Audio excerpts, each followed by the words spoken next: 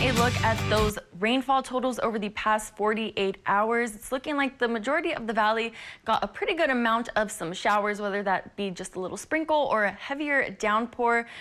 Raymondville receiving almost 2 inches of rain. Port Isabel just fractions of an inch of that rain over the past 48 hours. But as we head into our Friday, it's looking like we have no rain chances, as well as Saturday, but that won't be the case for long as we look towards Sunday and the following week. Labor Day, we have a 50% chance of rain, and that is going to take us into the rest of that week. As for those highs today that we saw, 96 for Brownsville as well as Harlingen, 97 for Wesco. We saw McAllen at 100 degrees today, feeling even warmer with those heat indices reaching up to 110 degrees. As for this evening, you can expect those temperatures to drop to the upper 80s, so it's still going to be warm for pretty much the remainder of our Thursday. But as for that low tonight, well, 77 as a valley average. It's going to be mostly clear, and we'll see some light winds up to 15 miles per hour.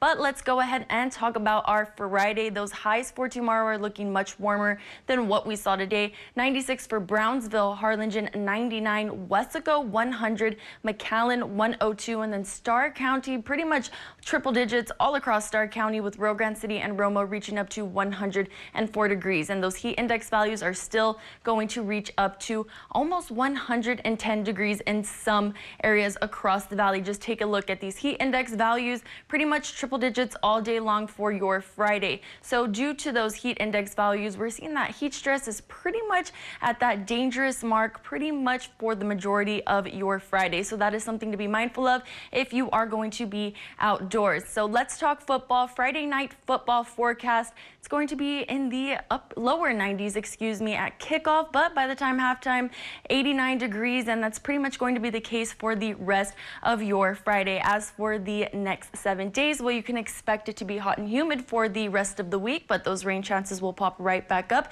taking us into the following week, starting off Labor Day with that 50% chance of rain. And don't forget, you can still register to win that free generator courtesy of Mott's Building Materials. Just head over to valleycentral.com for the full details.